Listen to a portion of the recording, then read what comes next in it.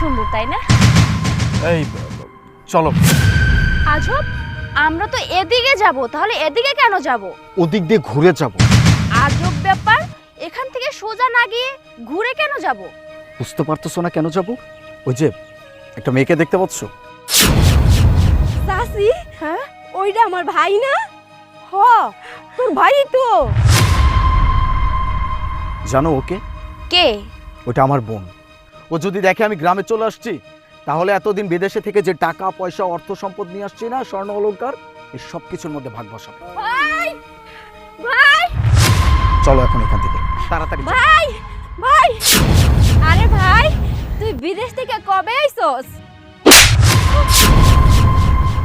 তোর এত বড় সাহস, ফকিন্নির বাচ্চা, এই নোংরা হাত দিয়ে আমার গায়ে হাত দিছিস, ড্রেসটা নোংরা করে ফেললি। আর কিসের ভাই? হ্যাঁ, কার ভাই? ভাই তুই আমার চিনতে পারতাছস না? আমি তোর বোন। আমার কোনো বোন নাই, আমার কোনো পরিবারই নাই। এরকম গরিব ফকিন্নি কখনো আমার ফ্যামিলি মেম্বার হইতে পারে? ও আচ্ছা, বুঝছি। তুই রাগ করছস না? আচ্ছা বাদ দে, তুই কেমন আছিস এইটা ক। আমি ভালো আছি। আর কিছু শুনবি? যাক, তুই ভালো আছিস এইটা শোনার লাগাই এতদিন অপেক্ষা করতেছিলাম। তোর পাশে এইটা কেডা? আমার বউ। ও আচ্ছা, আমার ভাইয়ের বউ। ল বাড়িত ল, নতুন বউরে বাড়িত লইল। কি কি বললি তুই? ওকে নিয়ে যাব তোদের ওই ফকিন্নি বাড়িতে? ও থাকতে পারবে? ও বিদেশে বড় হইছে, বড়লোক ফ্যামিলির মেয়ে। আর এমনিতেও ওর ডাস্ট অ্যালার্জি আছে, ঠান্ডার সমস্যা আছে, ও থাকতে পারবে না ওইখানে। ও, তোমার বউয়ের ময়লাতে অ্যালার্জি আছে, বেশ ভালো কথা। তোমার বউর যাওয়ার দরকার নাই, তোমার তো আর ময়লাতে অ্যালার্জি নাই। তুমি তো এই ময়লার মধ্যে থেকেই বড় হইছো। আর এই যে ফকিন্নি বোন, তার ছিঁড়া কাপড়ে শুইয়া তার খাবার খাইয়া বড় হইছো। তুমি চলো আমাদের সাথে। এই চাচি, চুপ করেন তো, সবসময় খোঁচা মেরে কথা বলে। খুশা মারা কথা কই কইলাম? এখন বিদেশ যেয়ে বাবু হইছো, এখন বইনারে ফকিন্নি কও? হ্যাঁ, আরে এই ফকিন্নির খাবারই তো খাইছো, এখন যে বড় লোকি সাহেবী ভাব ধরছো না? দেখেন চাচি, আপনি যদি শুধু বয়স্ক মানুষ না হইতেন না, কাকে কি বলতেছি। কি হইছে? গরিব ছিলাম, এখন তো আর গরিব নাই। এখন তো আমার চলাফেরার স্টাইল চেঞ্জ হয়ে গেছে। আমি এখন বিদেশে থাকি, এত এত টাকা ইনকাম করি। আমি সাফ সাফ একটা কথা বলে দিই, আমি আর কখনো এই দেশীয় সাপটা আমার গায়ে লাগাইতে চাই না, গ্রামের এই ফকিন্নি তোকমা আমার গায়ে লাগাইতে চাই না। বাপ মরছে আন্দা গুন্দা, পুতের নাম হইছে বিদ্যুৎ। আলিফ, তুমি তোমার বোনের সাথে এভাবে কথা বলছো কেন? এতে তো উনি কষ্ট পাবে। না বোন, আমি কষ্ট পাবো না, ওরে কইতে দাও। কষ্ট তো আমি ওই দিন পাইছিলাম যেদিন আমার মা মইরা গেছে।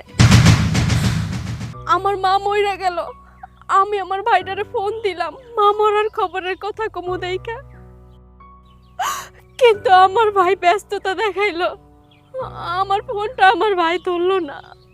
আমার ভাই মনে হয় ভুলে গেছে তার বিদেশ যাওয়ার টাকা কে দিছে। এই যে ভাই, আপনারে কইতাছি, আপনি যে বিদেশ গেছেন না, বিদেশ যাওয়ার টাকা কিন্তু আপনার এই গরিব বোন দিছে।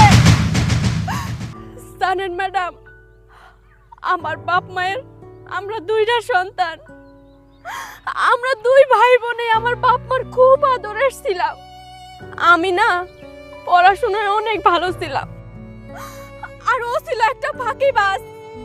যখন আমি এসএসসি পরীক্ষা দিলাম, তখন আব্বা কইল আমারে নাকি আর পড়ালেখা করাইতে পারবো না, কারণ পড়ালেখা করাইতে গেলে নাকি অনেক টাকা লাগে, আর দুই ভাই বোনের পড়াশোনা একসঙ্গে আমার আব্বা চালাইতে পারবো না।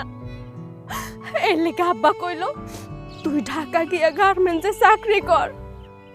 তুই যদি চাকরি করস, ওই চাকরি কইরা টাকা বাড়িতে পাঠাবি, ওই টাকা দিয়ে তোর ভাইয়ের পড়াশোনার খরচ চালামু।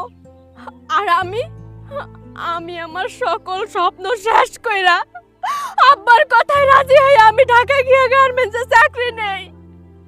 চাকরি কইরা প্রতি মাসে টাকা পাঠাই, আর সেই টাকা দিয়ে আমার ভাই পড়াশোনা করছে। তারপর আমার ভাই ইন্টার পাস করলো, আর খবর আসলো আমার বাপ মইরা গেছে। তারপরে আমার ভাই সিদ্ধান্ত নিল ও নাকি বিদেশ যাইব। ওর মাথায় ভূত চাপছে বিদেশ যাওয়ার, বিদেশ গিয়া নাকি অনেক টাকা ইনকাম করব। ওর পাগলামিতে আমার মাও সায় দিছে, কিন্তু বিদেশ যাওয়ার লেগে তো অনেক টাকার প্রয়োজন। এত টাকা আমরা কই পাবো? আমরা তো গরিব মানুষ।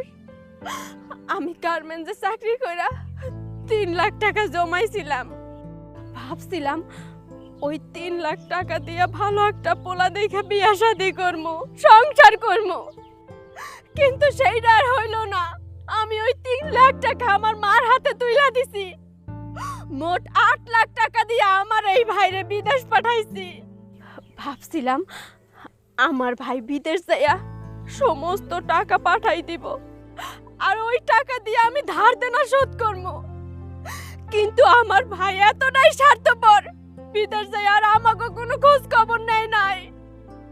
আর সেই ধারের টাকা শোধ করার জন্য আমি মানুষের বাসায় কাম করি, জিয়ার কাম করি। এখন পর্যন্ত আমি ওই টাকা শোধ করতেছি। আর আমার ভাই কইতাছে আমি গরিব, আমার বাড়িতে গেলে নাকি ওর গায়ে গরিবের ছাপ লাগবে।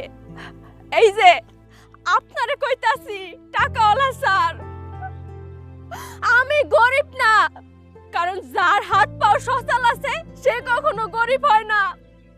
গরিব তো আপনি, কারণ আপনি আমার টাকায় বিদেশ যাইয়া আজকে বড় লোক হইছেন, আর আমারে কইতাছেন গরিব আপনি। আমি আল্লাহর কাছে দোয়া করি আল্লাহ যেন আপনারে আরো টাকা পয়সা দেয়, আরো বড় লোক হইতে পারেন। তাই ভালোই হইছে আব্বা মা বাইসা নাই। যদি আব্বা মা বাইসা থাকতো তাইলে আপনার এই চেহারাটা দেখতে পারতো না, তারা খুব কষ্ট পাইতো। আর আপনার লেগে আমার আব্বা মা মইরা যাইতো, তারা ভালো হইছে যে আগে মরছে।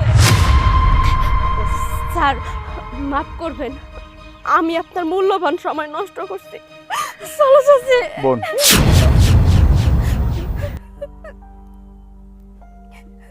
তুই আমার মাফ করে দে বোন।